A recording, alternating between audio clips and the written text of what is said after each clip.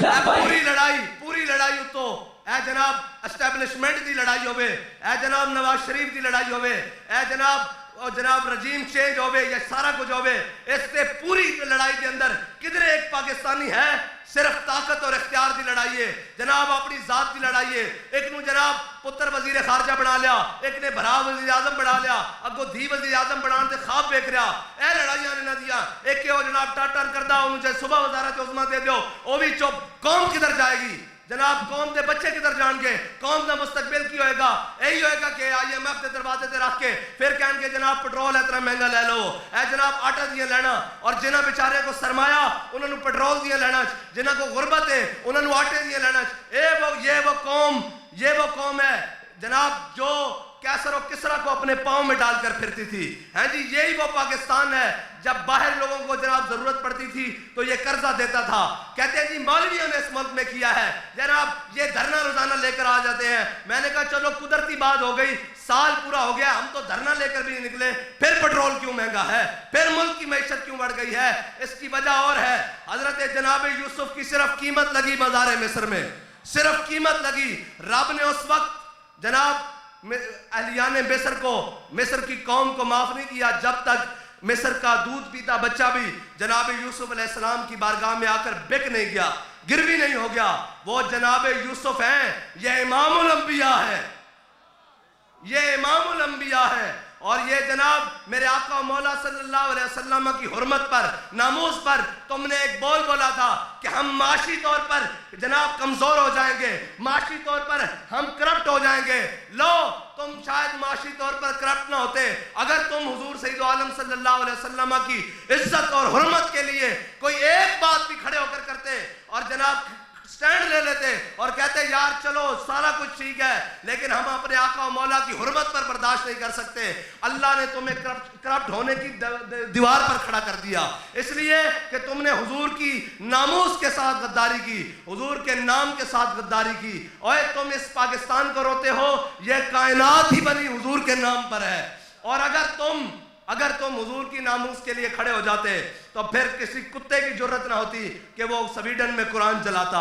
ان کو پتہ ہے یہ بے غیرت ہے، یہ بے ضمیر ہے، یہ قومی دلال ہے، اوپر سے لے کے نیچے تک ان میں کوئی ایک بھی غیرت والا نہیں ہے۔ یہ چبتی ہے، اچھی بات ہے، تمہیں چبنے کے لیے یہ کہتے ہیں کہ اوپر سے لے کر نیچے تک یہ قومی دلال ہیں، یہ قومی اثاثے بیچنے والے ہیں، یہ قوم کے محافظ نہیں ہیں، یہ جناب صدر ہو، وزیر اعظم ہو، کوئی بھی ہو، یہ قوم کے محافظ نہیں ہیں۔ ان کو پتا ہے ان کو ہم جا کے ڈالر دیں گے یہ پھر چپ ہو جائیں گے۔ قرآن اس لیے انہوں نے جلایا ہے، ورنہ ایک چودھری کا گھر ہو اس کے باہر کوئی کوڑا نہیں پھینکتا تو 1.25 ارب مسلمان ہو اور ان کا قرآن جلا دیا جائے، یہ ممکن ہے؟ یہ ہے سچی باتیں، یہ ہے وہ باتیں جو جناب اوے جھلیا 80 تا 313 ہوئیے، 1000 لمحے پا کے رکھ دئیے۔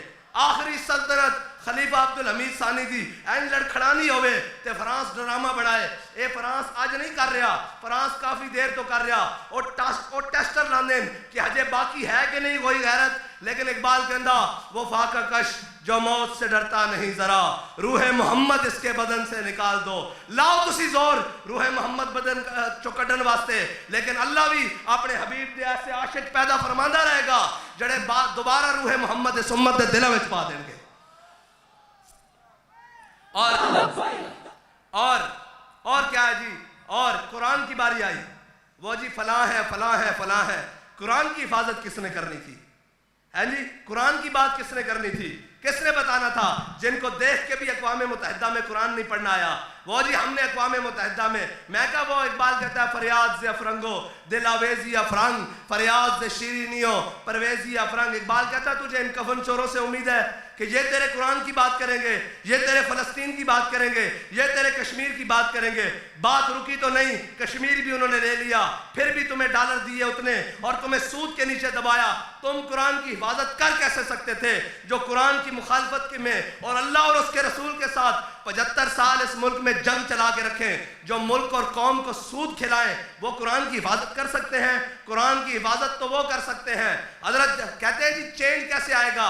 ہم تبدیلی، میں نے کہا اسلام تبدیلی نہیں لاتا، اسلام آ کر کہتا ہے کہ سدھے ہو جاؤ بس، ہاں اسلام کے اندر تبدیلی تبدیلی تبدیلی، کون سی تبدیلی؟ میں نے کہا تبدیلی دیکھنی ہے، ادھر آ میں تجھے بتاتا ہوں۔ حضرت جناب عمر بن عبدالعزیز صرف خلیفہ بنے، خلیفہ، اور خلافت کا اعلان ہوا، سرکاری لیٹر پر اعلان جاری ہوا، مسجد میں بیعت ہوئی، مسجد کے دروازے پر آئے تو سرکاری بگیاں اور گھوڑے اور استبل سارا کچھ لے آئے۔ انہوں نے کہا جناب، حضرت عمر بن عبدالعزیز نے پوچھا یہ کدھر؟ انہوں نے کہا جی آپ خلیفۃ المسلمین بن گئے ہیں، خلیفۃ المومنین بن گئے ہیں، امیر المومنین بن گئے ہیں، آپ کے لیے یہ پروٹوکول ہے۔ آپ نے فرمایا چلو اس کو لے جاؤ واپس بیت المال میں، یہ قوم کا مال ہے۔ عمر بن عبدالعزیز اپنے پاؤں پر چل کر گھر سے آیا تھا، امیر المومنین بننے کے بعد بھی پاؤں پر چل کر واپس چلا جائے گا۔ یہ پہلا قدم ہے۔ اگلا سنیں، حضرت عمر بن عبدالعزیز گھر گئے، اور آپ کے گھر بادشاہ کی بیٹی ہے، عبد الملک کی بیٹی ہے، ہیں جی، اور عبد الملک کی، اور بادشاہ وہ حقیقی طور پر بادشاہ ہیں، ایسے بادشاہ نہیں جن کو جناب پلیٹ لیس اوپر نیچے ہوتے رہتے ہیں، ایسے بادشاہ نہیں، وہ حقیقی طور پر بادشاہ تھے، بادشاہ کی بیٹی ہے۔ گھر گئے، کہا آپ کی جو زوجہ محترمہ ان کا نام فاطمہ ہے، آپ نے کہا فاطمہ تمہیں عمر چاہیے یا مال و دولت چاہیے؟ انہوں نے کہا ہوا کیا ہے؟ آپ نے فرمایا میں مسلمانوں کا خلیفہ بنا دیا گیا ہوں، اگر مال و دولت رکھنا ہے تو عمر تمہیں ابھی طلاق دیتا ہے، اگر تم نے جناب عمر رکھنا ہے تو یہ مال و دولت سارا قوم کے خزانے میں جمع کرانا پڑے گا۔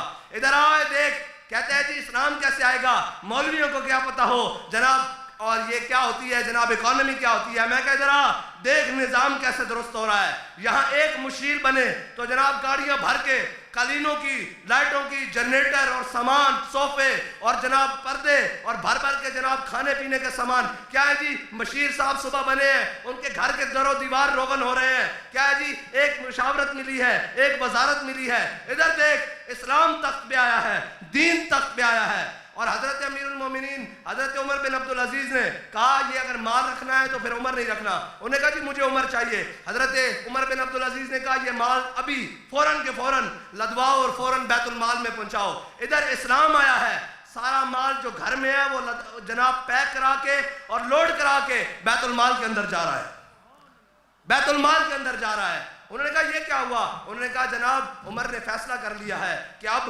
جناب اسلام تخت پر ہوگا۔ حضرت عمر بن عبدالعزیز نے اعلان کروایا، کہا ڈی سی کو، اس وقت کوتوال ہوتے تھے، آپ نے جناب ان کو پیغام بھیجا کہ جتنے بھی بڑے شہزادے ہیں جن کے پاس سرکاری جاگیریں ہیں، جن کے پاس سرکاری الاٹمنٹ ہے، اور وہ جن کے جناب اے ٹی ایم جہانگیر ترین جیسے ہوں، وہ کہتے ہیں میڈیا آپ کو نہیں دکھائے گا۔ میں کہا جس میڈیا کے اشتہار ملک ریاض چلاتا ہو وہ میڈیا ہمیں کیسے دکھا سکتا ہے؟ وہ تو قوم کی ناشتی بیٹیاں ہی دکھا سکتا ہے نا، وہ قوم کے غیرت مند بیٹے نہیں دکھا سکتا، وہ کبھی بھی نہیں دکھائے گا۔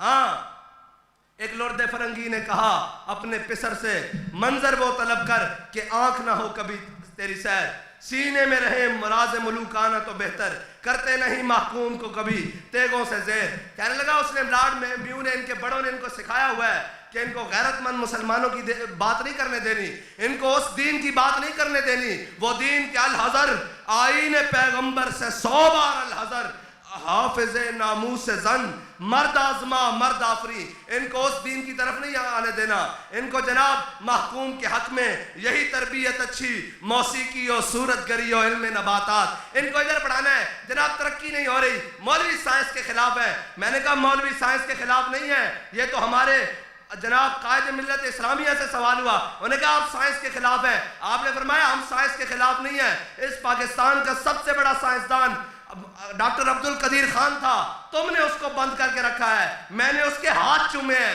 اس لیے کہ اس کے ہاتھوں نے اسلام کو طاقت بخشی ہے، پاکستان کو طاقت بخشی ہے۔